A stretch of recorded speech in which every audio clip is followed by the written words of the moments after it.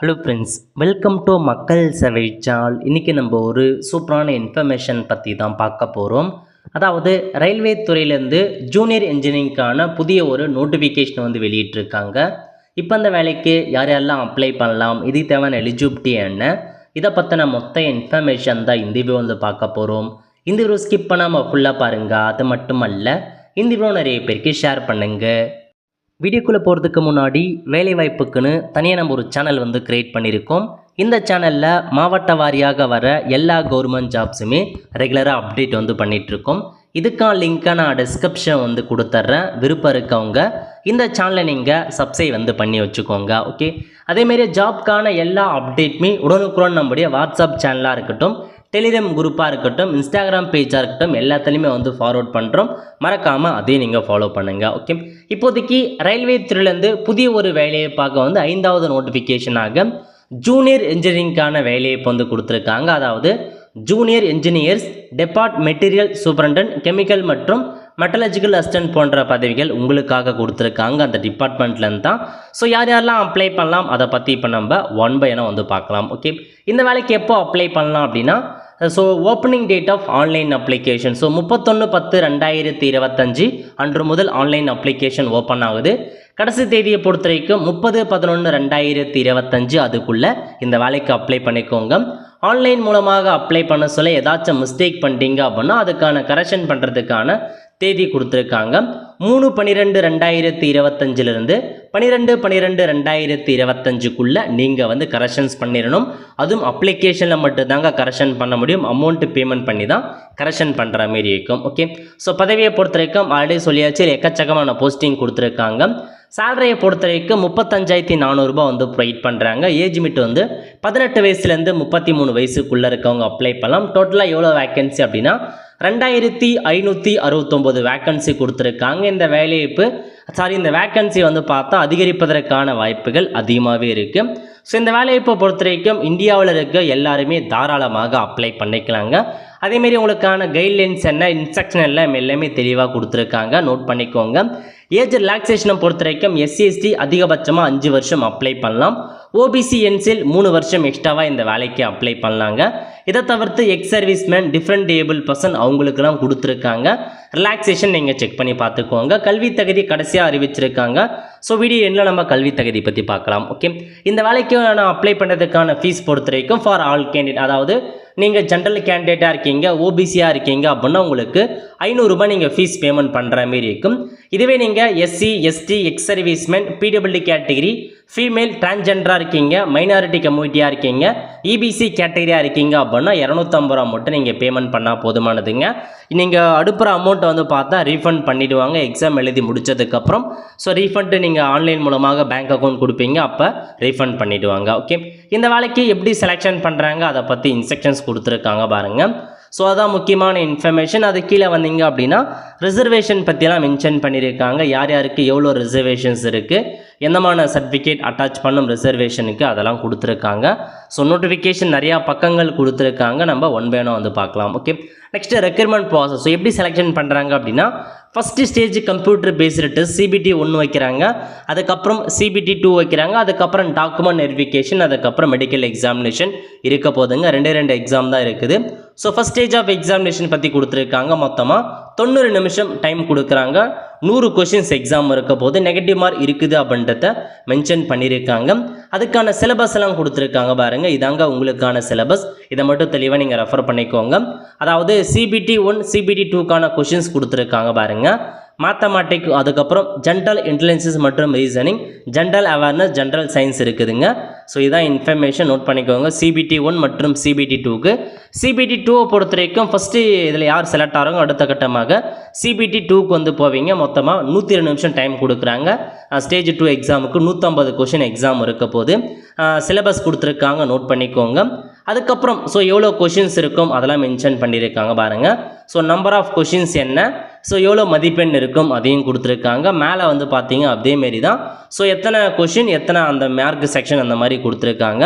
ரெண்டுத்துக்கும் வித்தியாசம் இருக்குது. ஃபஸ்ட்டு வந்து 100 கொஷின், ரெண்டாவது 150 கொஷின்ஸுக்கு எக்ஸாம் நடக்குங்க. அதேமாரி அதுக்கான சிலபஸ் எல்லாமே கொடுத்துருக்காங்க. எக்ஸாம் பொறுத்த வரைக்கும் தமிழ்லேயே உங்களுக்கான எக்ஸாம் எழுதிக்கலாம். அதேமாரி உங்களுக்கான சப்ஜெக்ட் பேப்பர் என்ன அப்படின்றத நீங்கள் டிசைட் பண்ணிக்கலாம். இதிலே கொடுத்துருக்காங்க. ஸோ இதெல்லாம் என்னென்ன சப்ஜெக்ட்டுக்கு வருது, எந்த குரூப் வருது அப்படின்றத கொடுத்துருக்காங்க. அதெல்லாம் தான் உங்களுக்கான எக்ஸாமும் நடக்க போகுது. ஓகே, ஸோ இதாங்க இன்ஃபர்மேஷன். இதுவும் முடிச்சதுக்கப்புறம் டாக்குமெண்ட் வெரிஃபிகேஷன்ஸ் இருக்கும். அதை முடிச்சதுக்கப்புறம் மெடிக்கல் எக்ஸாமினேஷன் நடக்கும். இதெல்லாம் முடிச்சிங்க அப்படின்னா தான் உங்களுக்கான அந்த ஜாப் வந்து பார்த்தா ரிசர்வேஷன் அடிப்படையில் உங்களுக்கு வந்து போடுவாங்க. ஸோ அதுக்கப்புறம் நம்ம பார்க்க போகிறது கல்வி தகுதி பற்றி பார்த்துடலாம். ஸோ 33வது பக்கத்தில் உங்களுக்கான பதவிகள் மற்றும் கல்வி தகுதி கொடுத்துருக்காங்க. எக்கச்சக்கமான பதவி அறிவிச்சிருக்காங்க பாருங்கள். முதல்ல வந்து ஜூனியர் இன்ஜினியரிங் எலக்ட்ரிக்கல் வந்து கேட்டிருக்காங்க. ஸோ இது எந்த டிபார்ட்மெண்ட்னா இது எல்லாமே எலக்ட்ரிக்கல் டிபார்ட்மெண்ட்டில் வருதுங்க. ஸோ அதேமாரி வந்து பாருங்கள் இதில் 3மே ஃபஸ்ட்டு சொல்லியிருக்க இந்த 5 பதவிகளுக்கு கல்வி தகுதி என்ன அப்படின்னா 3 இயர் டிப்ளமோ இன் மெக்கானிக்கல் முடித்தவங்க, எலக்ட்ரிக்கல் முடித்தவங்க, எலக்ட்ரானிக் இன்ஜினியரிங் முடித்தவங்க அப்ளை பண்ணலாம். அல்லது combination of any substream of basic stream of mechanical electrical electronic engineering from a recognise university அப்படின்னு கொடுத்துருக்காங்க. ஒன்று 3 இயருக்கான டிப்ளமோ மெக்கானிக் எலக்ட்ரிக்கல் முடித்தவங்க அப்ளை பண்ணலாம். அல்லது இதை காம்பினேஷனாக ஏதாச்சும் நீங்கள் சப்ஜெக்ட் முடிச்சிருக்கீங்க அப்படின்னாலும் அப்ளை பண்ணலாம். அந்த மாதிரி மென்ஷன் பண்ணியிருக்காங்க. ஃபஸ்ட்டு 5 பதவிக்கு. அதுக்கடுத்து கொடுத்துருக்காங்க பாருங்கள், கீழே கொடுத்துருக்காங்க. அதாவது இந்த 6 to 9வது இருக்க பதவிக்கு என்ன குவாலிஃபிகேஷன்ஸ் அப்படின்னா 3 year diploma in civil engineering அல்லது BSc civil engineering of 3 years duration, அல்லது வந்து பார்த்தீங்கன்னா combination of any substream of basic stream of a civil engineering கேட்டிருக்காங்க. அதாவது 3 இயருக்கான டிப்ளமோ முடித்தவங்க அப்ளை பண்ணலாம், பிஎஸ்சி 3 இயர்ஸ் முடித்தவங்க அப்ளை பண்ணலாம், ஆல்சோ இன்ஜினியரிங் முடித்தவங்க அப்ளை பண்ணலாங்க.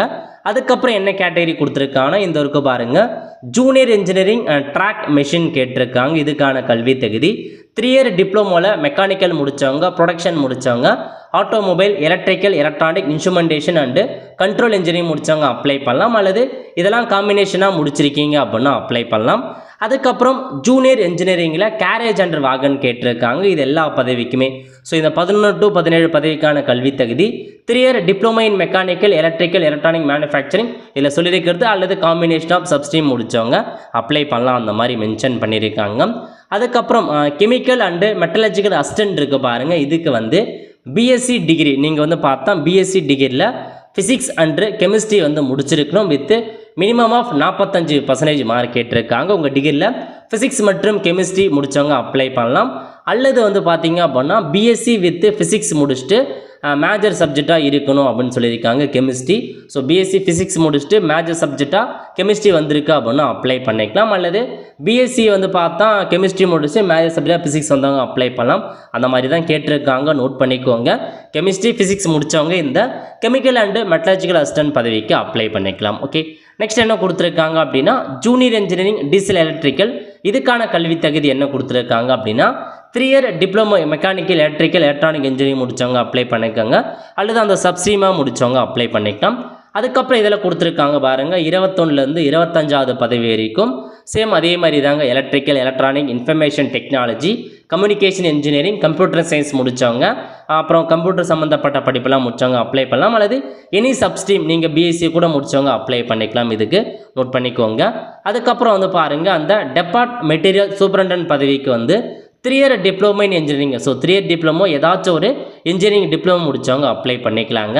ஸோ இதில் வந்தாங்க இன்ஃபர்மேஷன். அதுக்கப்புறம் டீட்டெயில் ஆஃப் மெர்ஜரி கேட்டகரி, ஒரு சில கேட்டகரி வந்து மெர்ஜ் பண்ணியிருக்கோம் அப்படின்னு சொல்லியிருக்காங்க. அது எந்தெந்த கேட்டகரி அப்படின்னு நோட் பண்ணிக்கோங்க. இதான் கல்வி தகுதிங்க. ஸோ டிப்ளமோ முடித்தவங்க ஒரு சில கேட்டகரி பிஎஸ்சி இன்ஜினியரிங் முடித்தவங்க ஆல்சோ அப்ளை பண்ணலாம். அதுக்கப்புறம் ஆர்ஆர்பி வைஸாக உங்களுக்கான வேக்கன்சி பற்றி சொல்லியிருக்காங்க பாருங்கள், ஒவ்வொரு ஜோன் வைஸாக. ஸோ நம்ம சென்னைக்கு எவ்வளோ வேக்கன்சி அதை பற்றி பார்த்துடலாங்க. ஆல்மோஸ்ட் வேக்கன்சி ரொம்ப கம்மி தான். அதனால் நமக்கும் வேக்கன்சி இன்னும் கம்மியாக தான் இருப்பதற்கான வாய்ப்புகள் இருக்குது. ஸோ பார்த்துடலாம். ஓகே, ஸோ இதில் சென்னைக்கு எடுத்துறீங்க அப்படின்னா மொத்தமாக எவ்வளோ வேக்கன்சி கொடுத்துருக்காங்க அப்படின்னா 160 வேக்கன்சி கிட்ட அறிவிச்சிருக்காங்க.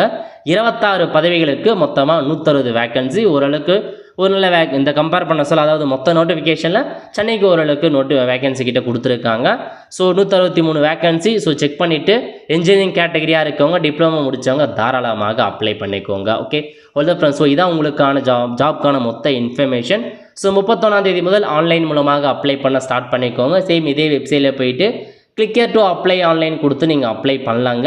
ஸோ இதான் உங்களுக்கான மொத்த இன்ஃபர்மேஷன். ஸோ ரயில்வே துறையிலேருந்து ஸோ இந்த வருஷம் ஓரளவுக்கு வந்து பார்த்தா நோட்டிஃபிகேஷன்ஸ் கொடுத்துட்டு வராங்க. எண்ணில் எல்லாத்துக்குமே அப்ளை பண்ணுங்கள். இந்த மாதிரி ஜாப் பற்றின தகவலாம் வேணும் அப்படின்றவங்க மறக்காம நம்ம சேனலை சப்ஸ்கிரைப் பண்ணி வச்சுக்கோங்க. பார்த்துறதுக்கான பெல் ஐக்கானை ப்ரெஸ் பண்ணுங்கள். அப்போ தான் நம்ம போடக்கூடிய எல்லா அப்டேட்டுமே உங்களுக்கு வந்து சேரும். அவ்வளோ ஃப்ரெண்ட்ஸ், கண்டிப்பாக இந்த பிடிச்ச லைக் பண்ணுங்கள். அது மட்டும் அல்ல, இந்த வீடியோ நிறைய பேருக்கு ஷேர் பண்ணுங்கள். அடுத்து ஒரு நிலையில் சந்திப்போம். நன்றி, வணக்கம்.